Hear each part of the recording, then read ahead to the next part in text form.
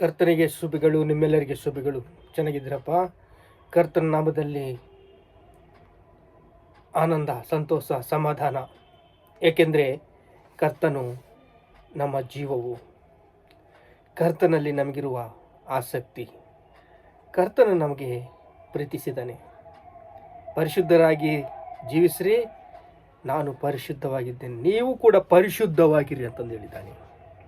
ಅದಕ್ಕಾಗಿ ಪೌಲನು ಬರೆದ ಪತ್ರಿಕೆ, ರೋಮ ಪತ್ರಿಕೆ 1ನೇ ಅಧ್ಯಾಯ ನಾವು ಧ್ಯಾನ ಮಾಡಿದಾಗ, ಯೇಸು ಕ್ರಿಸ್ತನ ದಾಸನೂ ಅಪೊಸ್ತಲನಾಗಿರುವ ಕರೆಯಲ್ಪಟ್ಟ ದೇವರ ಸುವಾರ್ತೆ ಸಾರುವುದಕ್ಕೆ ನೇಮಿಸಲ್ಪಟ್ಟ ಪೌಲನು ರೋಮಾಪುರದವರಿಗೆ ಸುವಾರ್ತೆಯನ್ನು ಹೇಳ್ತಾ ಇದ್ದಾನೆ. ಇಂದಿನ ದಿವಸ ಸುವಾರ್ತೆಯಲ್ಲಿರುವ ಸತ್ಯವು, ಸುವಾರ್ತೆಯಲ್ಲಿರುವ ಕೃಪೆಯು, ಸುವಾರ್ತೆಯಲ್ಲಿರುವ ಶಕ್ತಿಯು ನಿಮಗೆ ಹೇಳಬೇಕು ಅಂತ ಆಸಕ್ತಿಯಿಂದ ನಾನು ಮುಂದಕ್ಕೆ ಬಂದಿದ್ದೇನೆ. ಕೆಲಸದವನು ಯಾರು? ದಾಸನು ಪೌಲ್. ಕೆಲಸದವನು ಆಗಿರುವ ಪೌಲು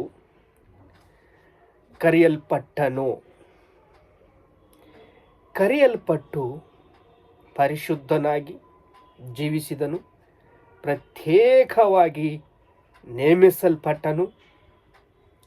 ದಾಸನು, ಯೇಸು ಕ್ರಿಸ್ತನಿಗೆ ದಾಸನಾಗೇ ಇಲ್ಲ, ಕರೆಯಲ್ಪಟ್ಟ,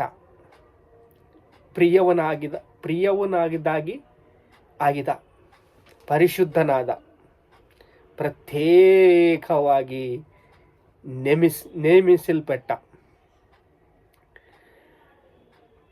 ನಿಮಗೆ ಕೃಪೆಯೂ ಶಾಂತಿಯೂ ಶುಭೆಯೂ ಆಗಲಿ ಅಂತ ಅವರಿಗೆ ಪವಿತ್ರಾತ್ಮನ ಮೂಲಕ ಹೇಳ್ತಾ ಇದ್ದಾನೆ.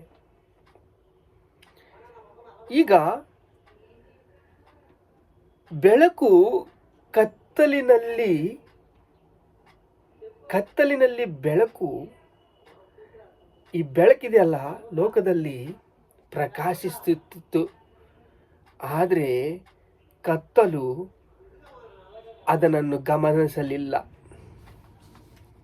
ಯೋಹಾನ ಬರೆದ ಪತ್ರಿಕೆಯಲ್ಲಿ ಈ ಮಾತಿರುತ್ತೆ, ಗಮನಿಸಲಿಲ್ಲ. ಏಕೆ ಗಮನಿಸಲಿಲ್ಲ? ಯೋಹಾನ ಬರೆದ ಪತ್ರಿಕೆಗೆ ಹೋಗೋಣ. ಯೋಹಾನ ಬರೆದ ಪತ್ರಿಕೆ ನಾವು ಹೋದರೆ, ಯೋಹಾನ ಬರೆದ ಪತ್ರಿಕೆ 1ನೇ ಅಧ್ಯಾಯ ನೋಡ್ರಿ. ಆ ಬೆಳಕು ಕತ್ತಲಲ್ಲಿ ಪ್ರಕಾಶಿಸಿತ್ತು, ಕತ್ತಲು ಅದನ್ನು ಮುಸುಕಲಿಲ್ಲ. ಬೆಳಕು ಪ್ರಕಾಶಿಸುತ್ತಿದೆ, ಆದರೆ ಕತ್ತಲು ಅದನ್ನು ಗ್ರಹಿಸುತ್ತಿಲ್ಲ. ಗ್ರಹಿಕೆ ಇಲ್ಲ, ಜ್ಞಾನವಿಲ್ಲ. ಬನ್ರಿ, ದೀಕ್ಷಾಸ್ಥಾನ ತಗೊಳ್ರಿ, ಕರ್ತನ ವಾಕ್ಯವನ್ನು ಕೇಳ್ರಿ, ಜೀವಾಹಾರವು ಇದು ತಿಂದವನು ಯುಗ ಯುಗಗಳು ಬದುಕ್ತಾನೆ ಅಂತ ಹೇಳಿದ್ರೆ ನಂಬುತ್ತಾ ಇಲ್ಲ. ದಾಸನು ಕರೆಯಲ್ಪಟ್ಟ, ನೇಮಿಸಲ್ಪಟ್ಟ, ಪ್ರತ್ಯಕ್ಷತವನ್ನು ಕಂಡ. ಹಾಗೆ ಕಂಡು ನಿಜವಾದ ಬೆಳಕು ಲೋಕಕ್ಕೆ ಬರುವುದಾಗಿತ್ತು. ಆ ಬೆಳಕು ಪ್ರತಿ ಮನುಷ್ಯನನ್ನು ಬೆಳಕನ್ನು ಕೊಡುವಂಥದ್ದಾಗಿತ್ತು. ನಿಜವಾದ ಬೆಳಕು ಲೋಕಕ್ಕೆ ಬರುವುದಾಗಿತ್ತು. ಆ ಬೆಳಕೇ ಪ್ರತಿ ಮನುಷ್ಯನನ್ನು ಬೆಳಕನ್ನು ಲೋಕದಲ್ಲಿ ಪ್ರಕಾಶಿಸುತ್ತಾ ಹೆಚ್ಚಿಸುತ್ತಾ ಬಂದಿದೆ. ಆದರೆ ವಾಕ್ಯ ಎಂಬುವನು ನರವತಾರವೆತ್ತಿ ನಮ್ಮ ಮಧ್ಯದಲ್ಲಿ ನಿವಾಸ ಮಾಡಿದ. ನಾವು ಆತನ ಮಹಿಮೆಯನ್ನು ನೋಡಿದೆವು. ಆ ಮಹಿಮೆಯನ್ನು ತಂದೆಯ ಬಳಿಯಿಂದ ಒಬ್ಬನೇ ಮಗನ ಇರತಕ್ಕಂಥ ಮಹಿಮೆ, ಅದು ಕೃಪೆಯಿಂದಲೂ ಸತ್ಯದಿಂದಲೂ ತುಂಬಿದವನಾಗಿದ್ದನು. ಈಗ ಕರೆಯಲ್ಪಟ್ಟ ಪೌಲು, ದಾಸನು, ಕೆಲಸದವನು. ಪ್ರಿಯರು ದೈವಜನರು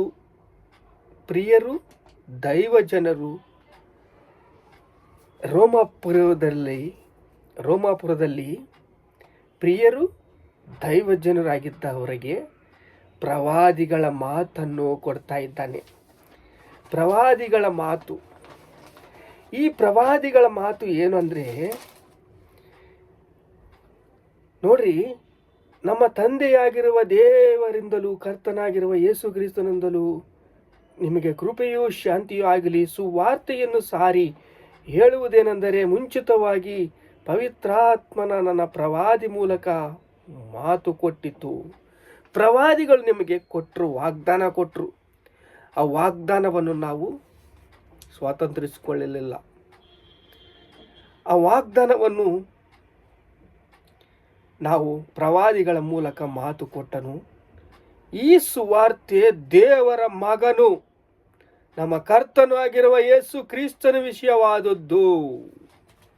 ನಮ್ಮ ಕರ್ತನು ಮಗನು ಯೇಸು ಕ್ರಿಸ್ತನ ಮೂಲಕ ಇದು ನೋಡ್ರಿ, ಈ ಸುವಾರ್ತೆ ದೇವರ ಮಗನು ನಮ್ಮ ಕರ್ತನ ಆಗಿರುವ ಯೇಸು ಕ್ರಿಸ್ತನ ವಿಷಯವಾದದ್ದು. ಕ್ರಿಸ್ಮಸ್ ಬಂದಿದೆ, ಹಬ್ಬನೇ ಹಬ್ಬ. ನಮಗೆ ವೈರಾಗ್ಯ ಇರಬೇಕು, ಆಸಕ್ತಿ ಇರಬೇಕು. ದೇಶವನ್ನು, ರಾಷ್ಟ್ರಗಳನ್ನು, ಹಳ್ಳಿ ಪಳ್ಳಿಗಳನ್ನು ಸುತ್ತುವುದಕ್ಕೆ, ಸುವಾರ್ತೆ ಹರಡಿಸುವುದಕ್ಕೆ, ಸುವಾರ್ತೆ ಹೇಳಬೇಕು. ಏಕೆಂದರೆ ಜೀವಾಹಾರವು ನಮ್ಮಲ್ಲಿದೆ. ಆ ಜೀವಾಹಾರವು ಎಲ್ಲರಿಗೆ ಕೊಡಬೇಕು ಅಂತ ದೇವರು ಆಸೆ, ಆಸಕ್ತಿ. ಜಿಲ್ಲೆಗಳಿಗೆ, ಹಳ್ಳಿಗಳಿಗೆ, ಪಳ್ಳಿಗಳಿಗೆ, ರಾಷ್ಟ್ರಗಳಿಗೆ, ದೇಶಕ್ಕೆ, ಭಾರತ ದೇಶಕ್ಕೆ ಕೊಡಬೇಕಂತ ಆಶೆಯನ್ನು ನಾವು ನೆರವೇರಿಸಬೇಕಂತ ಈ ಸುವಾರ್ತೆ ದೇವರ ಮಗನು ನಮ್ಮ ಕರ್ತನಾಗಿರುವ ಯೇಸು ಕ್ರಿಸ್ತನ ವಿಷಯವಾದದ್ದು. ಆತನ ವಂಶದಿಂದ ಬಂದ ದಾವೀದನ ಸಂತಾನದಿಂದ ಬಂದಿದ್ದು. ಪವಿತ್ರಾತ್ಮನುಳ್ಳ ನಮಗೆ ಕೊಟ್ಟಿದ್ದು. ವಾಗ್ದಾನವು ನಮಗೆ ಕೊಟ್ಟಿದ್ದ. ವಾಗ್ದಾನವು ನಮಗೆ ಮುಟ್ಟಿತು. ನಾವು ವಾಗ್ದಾನವನ್ನು ಸ್ವಾತಂತ್ರ್ಯಿಸ್ಕೋಬೇಕು. ಈ ಸುವಾರ್ತೆ ದೇವರ ಮಗನು ನಮ್ಮ ಕರ್ತನಾಗಿರುವ ಯೇಸು ಕ್ರಿಸ್ತು ವಿಷಯವಾದಕ್ಕೆ ನಮಗೆ ಮುಟ್ಟಿತು. ಎಫೆಸದವರ ಬರೆದ ಪತ್ರಿಕೆ 1ನೇ ಅಧ್ಯಾಯ 14ನೇ ವಚನ ನಾವು ಓದ್ಕೊಂಡ್ರೆ, ತನ್ನ ಸಂಕಲ್ಪದ ಮೇರೆಗೆ ನಮ್ಮನ್ನು ಅರಿಯದೆ ಆರಿಸಿಕೊಂಡು, ಆದಿಯಲ್ಲಿಯೇ ಆರಿಸಿಕೊಂಡು, ನಾವು ಯಾರೋ ಅವ್ರಿಗೆ ಗೊತ್ತಾ? ಯೇಸು ಕ್ರಿಸ್ತನಿಗೆ ಗೊತ್ತಾ? ಗೊತ್ತಿಲ್ಲ. ಆದರೆ ನಮ್ಮನ್ನು ಆರಿಸಿಕೊಂಡ ರಕ್ಷಕನು ಸುವಾರ್ತೆ ಎಂಬ ಸತ್ಯವಾಕ್ಯವನ್ನು ಕೇಳಿ ನಂಬಿಕೆ ಇಟ್ಟು ನೀವು ಸಹ ವಾಗ್ದಾನವನ್ನು ಮಾಡಲ್ಪಟ್ಟ ಪವಿತ್ರಾತ್ಮನೆಂಬ ಮುದ್ರೆಯಿಂದ ಮುದ್ರಿಸಿದಿರಿ. ನೋಡ್ರಿ, ಸತ್ಯವಾಕ್ಯವನ್ನು ಕೇಳಿ ಕ್ರಿಸ್ತನಲ್ಲಿ ನಂಬಿಕೆ ಇಟ್ಟವರಾದರೆ ಸಹ ವಾಗ್ದಾನವನ್ನು ಸ್ವಾತಂತ್ರ್ಯ ಮಾಡ್ಕೊತೀರಾ. ಪವಿತ್ರ ಆತ್ಮನನ್ನು ನಿಮ್ಮ ಹೃದಯದಲ್ಲಿ ಮುದ್ರಿಸ್ತಾನೆ. ಮುದ್ರೆ, MRO ಒಂದು ಮುದ್ರೆ. ಈ ಮುದ್ರೆ ಇದ್ರೆ, ರಾಜಮುದ್ರೆ ಇದ್ರೆ, ಗವರ್ಮೆಂಟ್ ಒಂದು ಮುದ್ರೆ, ರಿಜಿಸ್ಟ್ರೇಷನ್ ಒಂದು ಮುದ್ರೆ, ಮ್ಯಾರೇಜ್ ಬ್ಯೂರೋ ಇದೊಂದು ಮುದ್ರೆ. ಇಲ್ಲಿ ಪರಿಶುದ್ಧಾತ್ಮನ ಮುದ್ರೆ, ಪವಿತ್ರಾತ್ಮನ ಮುದ್ರೆ ನಮಗೆ ಬೇಕು. ಗಲತಿ 6:14 ಆದರೆ, ನಾನಾದರೂ ನಮ್ಮ ಕರ್ತನಾಗಿರುವ ಯೇಸು ಕ್ರಿಸ್ತನ ಶಿಲುಬೆ ವಿಷಯದಲ್ಲಿ ಹೊರತು ಹೆಚ್ಚಳ ಪಡುವುದು ಬೇಡವೇ ಬೇಡ. ಯೇಸು ಕ್ರಿಸ್ತನ ಶಿಲುಬೆಯಲ್ಲಿ ನಾನು ಹೆಚ್ಚಳ ಪಡ್ತೀನಿ, ಸುವಾರ್ಥ ಸಾರೋದಲ್ಲಿ ಹೆಚ್ಚಳ ಪಡ್ತೀನಿ, ಕರೆಯಲ್ಪಟ್ಟದರಲ್ಲಿ ನಾನು ಹೆಚ್ಚಳ ಪಡ್ತೀನಿ, ಪ್ರತ್ಯೇಕಿಸಿಕೊಳ್ಳೋದಲ್ಲಿ ನಾನು ಹೆಚ್ಚಳ ಪಡ್ತೀನಿ, ನಾನು ಸುವಾರ್ತೆ ಸಾರೋದಲ್ಲಿ ಹೆಚ್ಚಳ ಪಡ್ತೀನಿ. ಯೇಸು ಕ್ರಿಸ್ತನ ಶಿಲುಬೆ ವಿಷಯವಾಗಿ, ಸುವಾರ್ತೆ ಸಾರುವುದ ವಿಷಯದಲ್ಲಿ ನಾನು ಹೆಚ್ಚಳ ಪಡ್ತೀನಿ. ಆತನ ಮೂಲಕ ಶಿಲುಬೆಗೆ ಹಾಕಿಸಿಕೊಂಡ ನನ್ನ ಪಾಲಿಗೆ ಸತ್ತಿದ್ದು, ನಾನು ಶಿಲುಬೆಗೆ ಹಾಕಿಸಿಕೊಂಡು ಲೋಕದ ಪಾಲಿಗೆ ಸತ್ತಿದೆ. ಲೋಕದ ಆಶೆಗಳನ್ನೆಲ್ಲ ಶಿಲುಬೆ ಹಾಕಿ ಸುವಾರ್ತೆ ಸಾರೋದಕ್ಕೆ ನಾನು ಅರ್ಪಿಸಿಕೊಂಡೆ. ನಾನು ಶಿಲುಬೆಗೆ ಹಾಕಿಸಿಕೊಂಡೆ. ಲೋಕದ ಪಾಲಿಗೆ ಸತ್ತನು. ನನ್ನ ಯೇಸು ಕ್ರಿಸ್ತ ನನ್ನಲ್ಲಿ ಜನ್ಮಿಸಿದ್ದಾನೆ. ಯೇಸು ಕ್ರಿಸ್ತನು ರಕ್ಷಕನಾದ ಯೇಸು ಕ್ರಿಸ್ತನು ನಮ್ಮಲ್ಲಿ ಜನ್ಮಿಸಿದ್ದಾನೆ.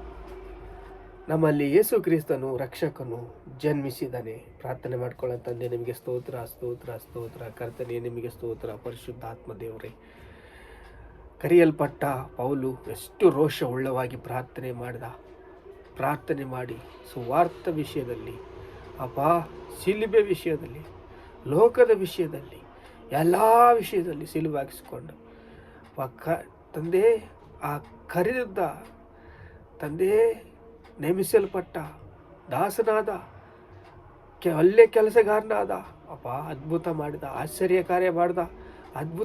ಆಶ್ಚರ್ಯ ಕಾರ್ಯ ಮಾಡಿ ನಮ್ಮೆಲ್ಲರಿಗೆ ಒಂದು ಬೆಳಕಾಗಿ ಕೃಪೆಯಿಂದ ಕೃಪೆಗೆ ಕರೆದುಕೊಂಡು ನಮ್ಮನ್ನು ಬಲಗೊಳಿಸಿ, ಸ್ಥಿರಗೊಳಿಸಿ, ಸಿದ್ಧಗೊಳಿಸಿದ್ದಾನೆ ತಂದೆಯ ಸ್ತೋತ್ರ ಸ್ತೋತ್ರ ಸ್ತೋತ್ರ ಸ್ತೋತ್ರ. ಘನತೆ, ಮಹಿಮೆ, ಪ್ರಭಾವಗಳು ಚೆಲ್ಲಿಸ್ತಾ ಇದ್ದೇವೆ ತಂದೆ. ಆಮೇನ್.